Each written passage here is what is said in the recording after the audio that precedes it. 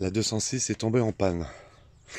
Il y a à peu près, parce que ça fait une semaine qu'elle ne roule pas, il y a à peu près 3 semaines, j'ai pris la nationale et en roulant, elle m'a donné 2 à-coups violents. Comme si le moteur coupé reprenait aussitôt. Papam, papam. Et après, plus rien. Ma femme l'a donc pas cette semaine, mais l'autre l'a prise pour aller au travail. Et en revenant, elle m'a appelé en disant que la voiture s'est arrêtée. D'un coup, elle s'est arrêtée. Elle venait de partir, elle avait fait quoi, 1,5 km et la voiture s'est arrêtée brutalement. Donc elle a pu se mettre sur le bas-côté de la nationale. Et elle a essayé de la redémarrer, impossible. Donc on est allé la remorquer, on l'a ramenée à la maison, et arrivé à la maison, j'ai tourné la clé, elle a démarré au quart de tour. Donc ce que j'ai fait, j'avais une suspicion sur le capteur d'arbre à cam. Je crois que c'est le capteur Poids-Moreau. Et donc ce que j'ai fait, j'ai une petite valise et ça m'a donné ça. Donc ce que je vais faire,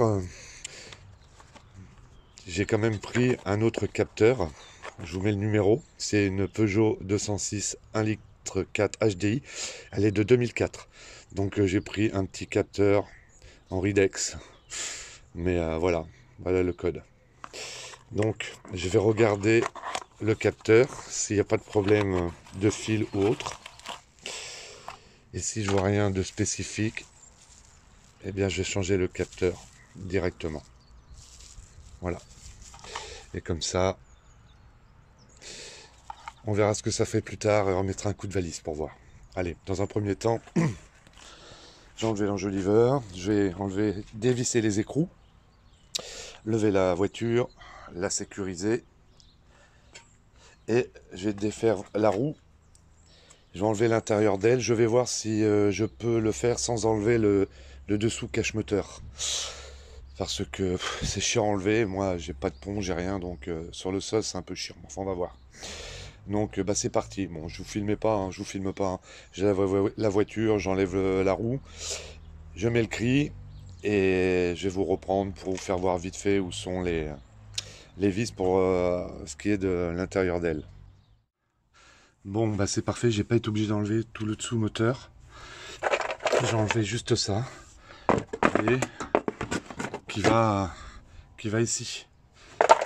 Ça là. Donc moi j'avais remis des vis quand j'avais acheté, il manquait pas mal de vis et tout ça. Donc vous avez une vis là qui se trouve là, vous voyez. Une là et une là, on la voit. Et après en dessous, vous avez une attache là et une attache ici. Moi ce que j'ai fait, j'ai mis un petit collier noir. Parce que là il n'y avait plus rien, donc j'ai mis un petit collier noir. Donc j'en mettrai un autre, c'est pas grave. Et nous ce qui nous intéresse, c'est le capteur qui est ici, vous voyez. C'est celui-ci. Donc ce qui va se passer, c'est qu'on va être obligé d'enlever la courroie d'accessoires pour enlever la poulie de vilebrequin. Allez, je prépare et puis je reviens. Donc pour résumer, il faut que j'enlève la poulie vilebrequin, mais pour ça il faut que je pige à la boîte, vous savez, avec je vais vous faire voir, avec un forêt de 8 je crois, pour pouvoir dévisser la poulie, sinon je pourrais pas enlever le capteur. Donc ce qui veut dire qu'il faut quand même que j'enlève le protège moteur dessous. Donc c'est ce que je fais. J'enlève le protège et puis après ensuite je reviens vers vous pour vous faire voir comment on pige le moteur pour le bloquer, pour pouvoir enlever la poulie. Mais auparavant il va falloir que j'enlève la courroie. Donc il doit y avoir je pense la poulie tendeur là. Donc je vais chercher la clé et je vous fais voir comment enlever cette courroie. Alors voilà, avant de le faire, je vous montre vite fait. Clé de 15, vous le mettez sur le galet tendeur là, vous le remontez par là. J'essaie de prendre. Vous voyez, vous remontez et en même temps vous démanchez la courroie. Donc d'une main, ça va être le bazar. Donc c'était pour vous montrer simplement comment enlever déjà la courroie. C'est ce que je vais faire tout de suite.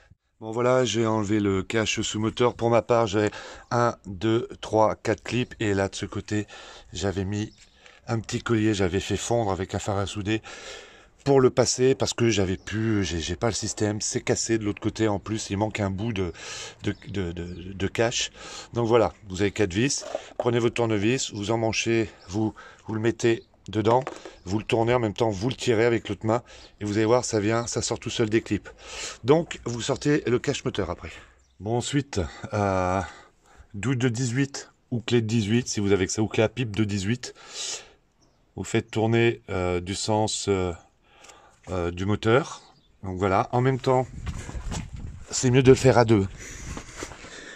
Nous, on a pris un forêt de 10. Et regardez où il est le forêt. Est-ce que je vois pas avec le jour? Est-ce que je peux vous mettre peut-être de la lumière? Hop. Là. Le forêt est ici, vous voyez. Vous avez un premier trou ici qui est en face de l'échappement, de la descente d'échappement. C'est pas celui-ci, vous en avez un autre au fond, regardez, qui est proche du carter moteur. Voilà. Donc c'est mieux de le faire à deux. Il y en a un qui met le forêt dedans pendant que l'autre tourne du sens moteur. Et vous allez voir au bout d'un moment, il faut aller doucement, vous allez tomber dans le trou. Boum.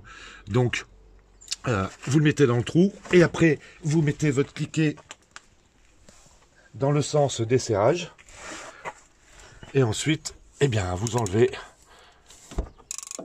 votre écrou de poulie de vilebrequin. Bon, vous enlevez votre boulon de 18. Après, vous enlevez votre poulie. Vous allez voir, ça s'enlève assez facilement. Alors, ce que je vais essayer de faire, je vais essayer de dévisser les petites vis qui sont sur le cache distribution pour le relever un peu. J'ai dévissé bien sûr la vis du capteur. Je vais essayer de dévisser, de relever un peu pour sortir le capteur. Parce que je ne vais pas enlever tout le cache distrib. Donc j'enlève mes petites vis. Et après je vais essayer de me faire filmer pour essayer de vous faire voir comment, si j'arrive à l'enlever. Bon, il pleut, c'est la galère. Donc ce que j'ai fait, j'ai enlevé, j'ai desserré. C'est du 7.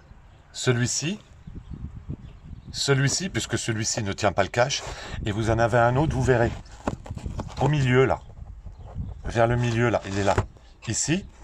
Ensuite, vous dévissez l'écrou de 10 qui est ici, sur le capteur, hein. C'est un écrou de 10, et l'écrou de 10, il est là. Vous enlevez l'écrou de 10. Ce que je vais faire, j'ai enlevé le connecteur, avant d'enlever, et après ce que je vais faire, il est où? Je vais mettre mon tournevis, je vais voir si ça marchera, j'espère. Je vais soulever pour voir.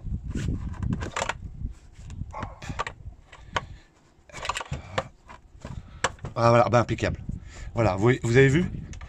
Vous mettez un tournevis, je le laisse comme ça, tranquille, sans forcer sur rien. Et je pense que mon capteur... Ah bah regardez, super. Donc le capteur s'en va bien. Moi je le remets dessus, parce que je vais rentrer, il commence à bien pleuvoir. Donc c'est pour vous montrer, avant ou après, là, je vais le sortir, je vais enlever la prise électrique.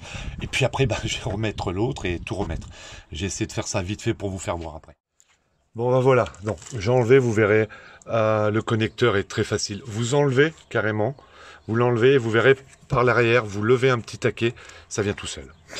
Donc j'ai mis le nouveau, vous voyez, vous le passez dessous, et hop, ça c'est le bout du capteur. Voilà. Avec votre tournevis, vous le relevez un petit peu et vous poussez un peu votre cache délicatement, et vous voyez, il se met bien. Donc là maintenant je vais remettre mon boulon de 10, je vais resserrer mes 3 vis, les deux là et puis celle qui est en haut. Ensuite je vais mettre ma poulie, je vais resserrer, enfin, je serre là, je mets la poulie et je reviens vers vous. Voilà, donc j'ai remis mes 3 boulons de 7, mon boulon de 10. Maintenant je vais mettre ma poulie. Alors, comme vous pouvez constater, vous avez une encoche ici, vous voyez, et vous avez le détrompeur qui est dessus. Voilà, donc vous remettez bien votre encoche dessus sur le moteur. Hop, je le prends. D'une main, c'est pas super évident. Donc, Vous savez pas, je vais le faire avec mes deux mains. Hop. Voilà, c'est mieux avec ses deux mains. Vous voyez, je l'ai mis dedans. Il est bien dedans. Donc, je vais remettre mon boulon.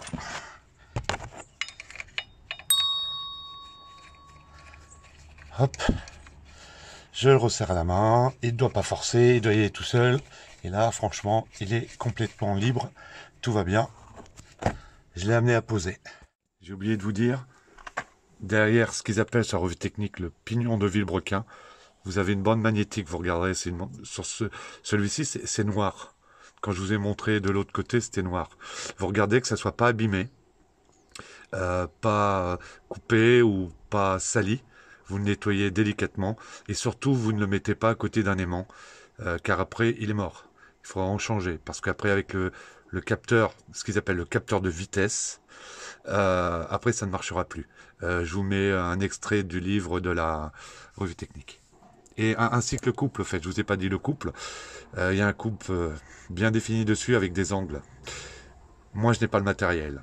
Alors, je vous mets ce qui a marqué sur la revue technique. C'est le moteur D4V, enfin, vous allez voir. Et si vous voulez faire dans les règles de l'art, il faut le faire comme ça. Moi, je vous le dis tout de suite, je n'ai pas le matériel, je ne le ferai pas. J'ai pas acheté du matériel pour l'angle parce que j'ai pas forcément les moyens et puis il faut se déplacer. Je sais pas où il y en a. Voilà. Donc moi, je vais le serrer comme d'habitude avec une petite rallonge. Je vais le serrer. Je vais vous faire voir comment moi je vais le serrer. Mais c'est pas parce que moi je le serre comme ça que vous devrez le serrer comme ça. Donc je vous mets l'extrait de la revue technique.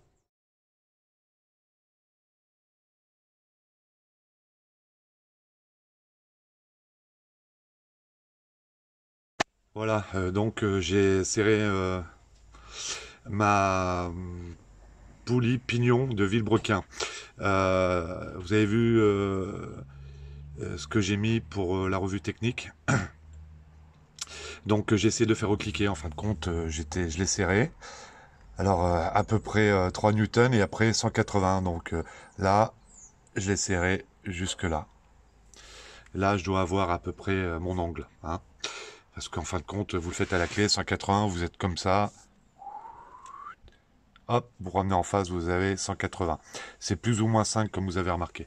Ensuite, n'oubliez pas d'enlever le forêt. Moi, j'ai mis mon forêt de 10, donc je vais l'enlever.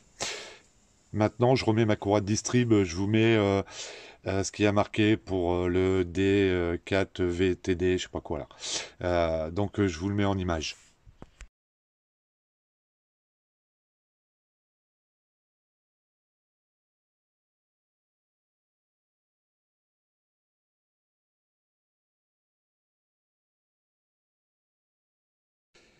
Bon voilà, donc tout est remis là. Donc maintenant, je vais essayer de la démarrer et je vous dirai quelque chose après, un petit bonus.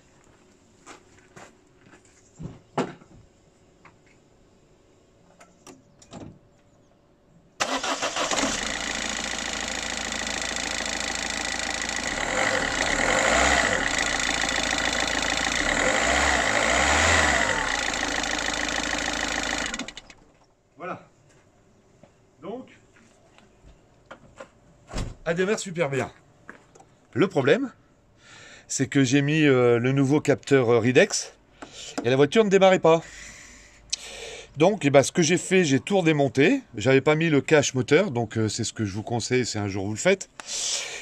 Et donc, j'ai remis l'ancien capteur qui lui fait démarrer la voiture, mais de temps en temps déconne.